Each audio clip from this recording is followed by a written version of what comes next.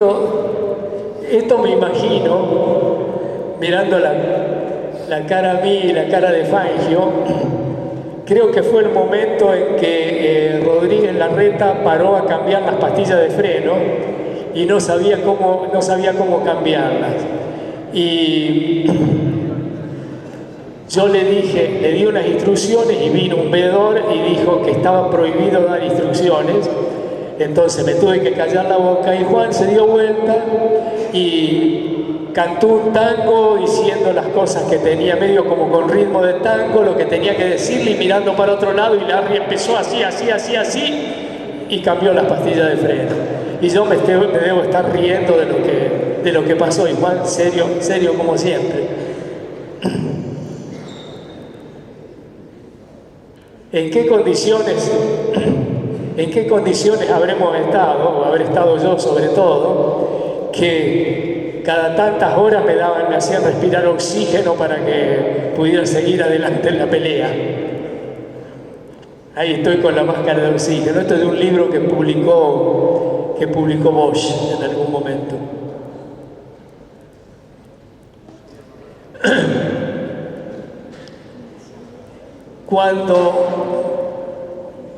Cuando nosotros fuimos a Nürburgring y yo empecé a dar vuelta la primera vez, Fangio me contaba anécdotas. Sí, porque vos sabés que veníamos en una carrera y acá pasó tal y tal cosa en este lugar del circuito. Y fíjate vos que después de esto pasa tal y tal cosa. Entonces a mí me quedaba grabado por la anécdota que él me había pasado. Y seguíamos otro pedazo y me decía, acá hubo un accidente muy grave, se mató fulano de tal. ¿Vos te acordás el nombre de fulano de tal? Sí, se mató acá en un accidente en este lugar. Bueno, me quedaba grabado. Íbamos y de acá, después de esto, mirá vos, hay que tener cuidado acá, hay que mirar esto y ver lo otro. Hoy acá pasó otra cosa. Bueno, me acuerdo esto es la bajada de Adenauer. Acordate, cuando vos ves que hay un cartel que dice Adenauer, de ahí en adelante los próximos, no sé qué era, pongámosle 1 kilómetro, 1,5 kilómetros, en unas curvas muy rápidas así. Hermano, acá te tenés que cuidar mucho, y en la curva aquella se mató Pinocho Marimón. Entonces cuando yo veía el cartel de Adenauer sabía qué ritmo tenía que poner para bajar Adenauer. Y después de donde se mató Pinocho Marimón, acordate que el puente siguiente, uno doblaba así y había un puente, y el puente estaba sobre la ruta, y una vez un alemán corriendo con un Mercedes le erró al puente, pasó por el costado, pasó antes de donde comienza el puente y cayó a la ruta que estaba, no sé, 8 o 10 metros más abajo. Entonces, con todas esas anécdotas, uno se iba acordando del circuito todo como era y lo dividía en pedazos. Pero después de Nürburgring, después de la carrera, y en un momento no hace mucho que alguien me preguntó, yo agarré y hice mi división del circuito. Y entonces, bueno, este es el circuito de Nürburgring, viene acá, va todo.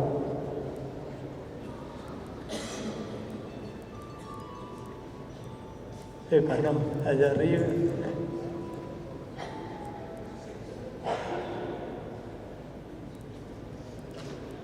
Bien, acá y al final. Y yo hice la división del circuito, pero esta es mi división, no es la de él. Y yo pongo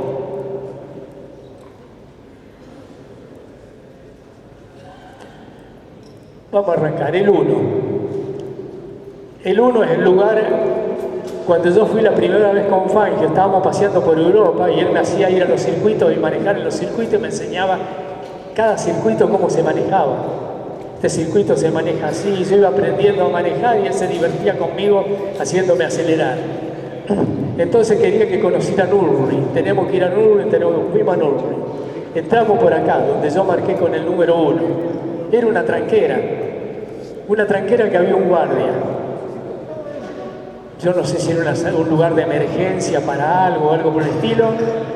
Cuando el guardia se arrimó el auto y lo vio a Fangio, y lo agarraba, le hacía así, abrió la puerta. Esa no era una entrada al circuito, así que entramos la primera vez por donde no se debía. Por eso me acuerdo perfectamente y lo marqué. El 2 es donde el amigo Rodríguez Canedo se accidentó. El lugar donde Rodríguez Canedo se mandó una broma que a Fangio no le gustó nada y no me gustó tampoco a mí y por eso tuvimos algunas discusiones. Se fue afuera, rompió todo un auto y después se acostó al lado del camino y se puso así para arriba. Cuando nosotros llegamos estaba él tirado en el camino con la pata para arriba y cuando nos arrimamos le dice a Fangio: Juan, mirá, tiré la pata. La broma de Canedo.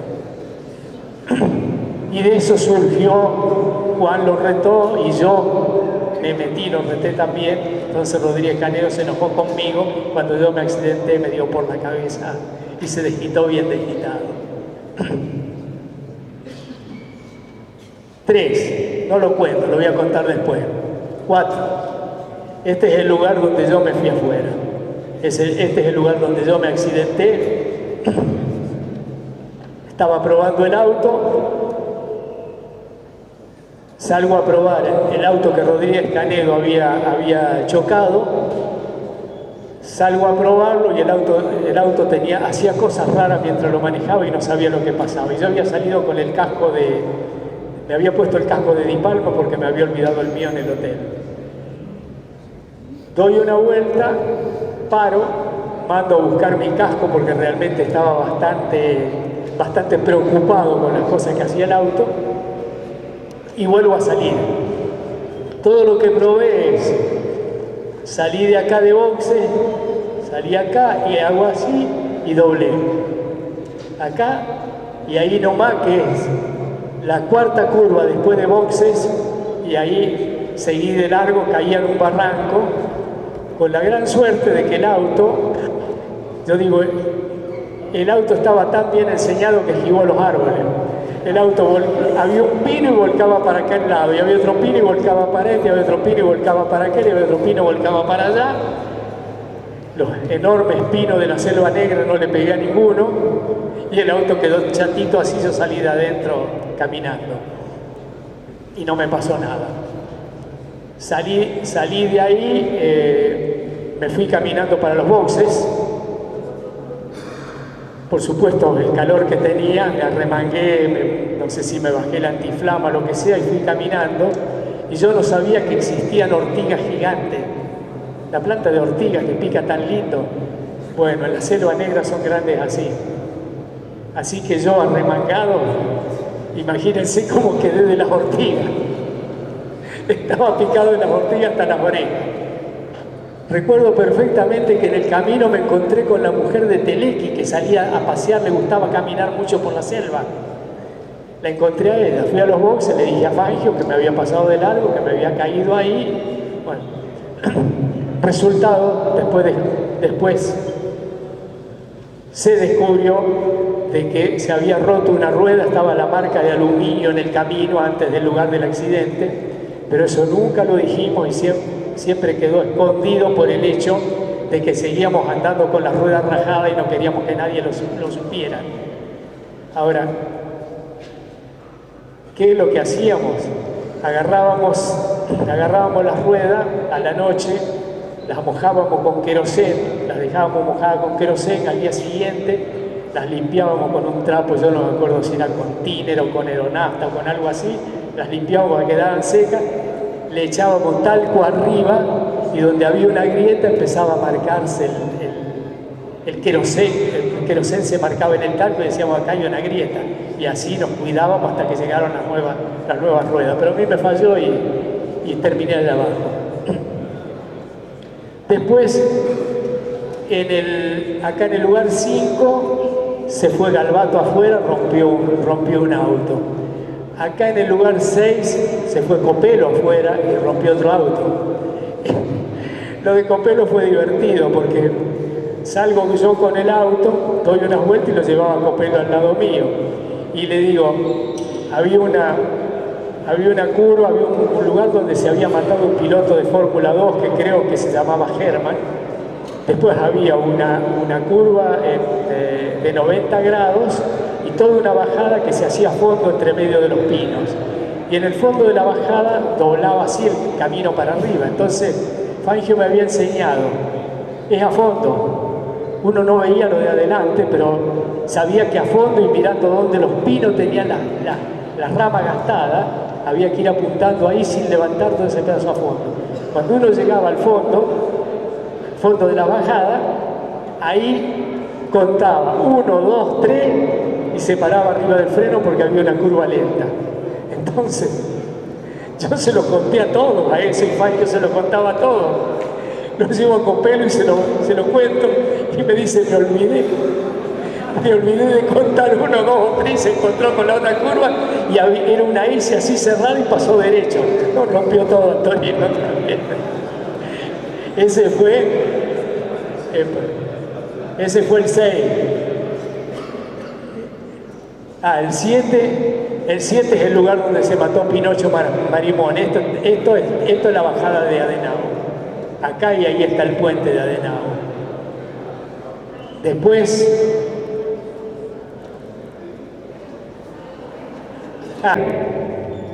si yo no hubiera estado en Ica, si yo no lo hubiera tenido a MacLeod, si no lo hubiera tenido a Fangio, si no hubiera tenido a mis compañeros de trabajo de acá, todos los que me enseñaron, el que me enseñó de suspensión, el que me enseñó de motor, aunque yo estoy seguro, y me acuerdo perfectamente de las discusiones que teníamos con Gennari, porque él tenía sus ideas y yo tenía las mías, pero de cualquier manera yo no dejé de aprender por estar al lado de él, porque lo que a mí me servía de lo que hacía él, yo lo usaba, y lo que a él le servía de lo que hacía yo, él lo usaba. Y por eso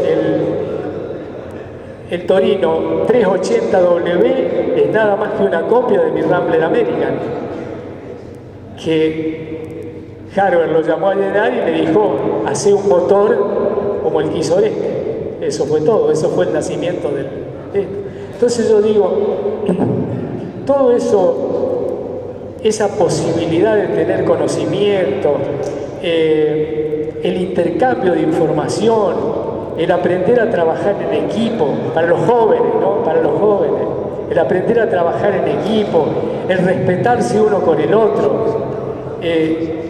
Yo aprendí tantas cosas en los 5 años que estuve, o 6 años que estuve de empleado de ICA, más todos los que seguí como empresa asociada a ICA. Me guiaron en mi vida, me ayudaron, o sea, si esto no hubiera existido, tengo mis serias dudas si yo hubiera podido haber hecho todo lo que logré hacer después. Por eso que le estoy tan agradecido, a MacLeod, a Fangio, a los Peralta Ramos que me ayudaron ese tiempo, a mis compañeros de trabajo, a los pobres compañeros de trabajo que murieron en manos de la guerrilla. Me voy a tomar un minuto para hablar de esto y digo, en ese tiempo donde uno tiraba tanto para adelante, sobre todo la gente de esta empresa tiraba tanto para adelante para hacer algo por el país, porque amábamos una empresa y lo que hacíamos lo hacíamos para que esa empresa se destaque en el país. Estábamos trabajando para el país. Y que gente que no tenía nada que ver y que les importaba 3 pepinos de la política, murieran en manos de la guerrilla, me parece una atrocidad. Y me parece una atrocidad que hoy en día se hable de todos los muertos en manos de los militares, que fueron muchísimos, y que los militares, hubo una cantidad de militares que, para decir la verdad, eran unos hijos de perra, pero no los había menos del lado de la guerrilla. O sea que la cosa estaba equilibrada de los dos lados. Había malos de un lado y malos del otro. Había buenos de este lado y buenos del otro lado. Y los que estábamos en la lista, de los que podían matar, ¿por qué estábamos en la lista de los que que yo con los problemas que tenía, con los problemas de sobrevivir, de que mi empresa sobreviviera, de cómo hacía económicamente y con la ingeniería y con todo para que mi empresa funcionara, a mí qué me importaba de la guerrilla y qué me importaba de los militares. Y estaba en la lista de los que podían matar. Y como estaba yo, estaba una serie más.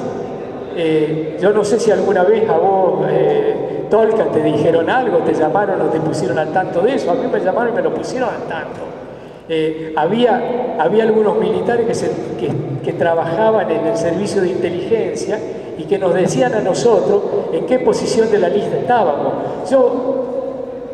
Los que corrían serio riesgo, los que estaban entre los 10 primeros, los que estaban del 10 al 20, la lista terminaba en el 20. En los que estábamos entre el 10 y el 20 ya era así. Pero de cualquier manera, yo estaba siempre en la lista esa. Cuando me decían que había ido un poco para adelante, bueno, andaba con el revólver acá, escondiéndome por todos lados. Bueno, un día vine a hablar con... Primero lo mataron a Goya. Lo mataron a Ricardo Goya. Y salió una publicación en un diario que fue una reivindicación de los obreros de Ica. ¿Reivindicación de qué? ¿Qué tenía que ver el pobre tipo para que lo mataran? Cuando a nosotros nos avisaron en qué lugar de la lista estábamos, que yo digo, gracias a Dios nunca estaba muy allá arriba, un día vengo a la fábrica y tenía que hacer unas cosas en tratamiento térmico y hablo con Horacio Sarracán. Y le digo, Horacio, como a mí me gustaban muchísimo las armas, estaba siempre practicando y jugando con armas, fue el primer berretín que tuve en mi vida cuando era chico, las armas. Y Horacio era campeón de tiro de pistola, de tiro de velocidad. Y entonces yo le pregunté, yo andaba armado siempre, andaba armado porque hasta vinieron militares y nos enseñaron cómo el que se quería defender, cómo se podía defender, cómo tenía que hacer para defenderse, cómo tenía que manejar en la ruta, cómo tenía que manejar los espejos para mirar quiénes venían atrás, nos avisaban qué auto eran los sospechosos. Entonces le digo a Horacio, ¿y vos cómo estás preparado? ¿Qué arma llevás? ¿No llevará el arma que usás para el tiro federal? Que era una... No, me dice, yo me dejo de matar antes de tener que defenderme y disparar contra un ser humano, me dejo matar. Y lo mataron. Y un día le pregunté al petizo Lozano y me dijo, Oreste, yo soy incapaz de defenderme, a mí que conmigo a los que quieren lo mataron también. Y el polaco Maniski se salvó de casualidad, lo llevaban ametrallándolo y disparó por los techos y se escapó. Y Jack Jones, que era mi vecino en Altagracia, cuando lo tenían ahí le largó una granada que llevaba en la mano y mató al guerrillero. Entonces yo digo, también qué tiempos aquellos y qué tipos buenos que perdimos, lamentablemente. Perdonen que me he tomado el tiempo en hablar de esto, pero a veces me molesta el hecho de decir esto era todo bueno y aquello era todo malo. Sobre el Torino, Oreste, bueno, vieron el Instituto Renaud de hablar del Torino. Cuánta historia que nos haría falta horas y horas, ¿no? La verdad que es muy larga la historia y realmente muy entretenida. Lo que se hizo con el Torino es una cosa increíble. Fue un auto histórico, sigue siendo un auto histórico, ¿no es cierto? Entonces, bueno, sigue todo girando alrededor de eso. Yo, bueno, pasaron los años y me fui dedicando a otras cosas, ¿no? Recorrió desde San Pedro en el debut, cómo se llegó a eso, hasta prácticamente las últimas liebres, ¿no? Y nosotros, claro, arrancamos en la carrera de San Pedro. Siempre tuvimos una contra muy grande en la CTC, por eso mis peleas como dije hoy, con Charlie Menditegui. Charlie era íntimo amigo de Fangio, era amigo mío, y sin embargo teníamos grandes discusiones porque iban cambiando el reglamento para que no pudiéramos sobresalir. Se le fueron poniendo pesos mínimos, se fue cambiando el tema de la carburación, todo el tiempo se hizo. finalmente se terminó con el Torino con menos cilindrada que los demás, porque era un auto superior. Y bueno, y llegó un día que Ica Renault dijo, basta de correr con el Torino.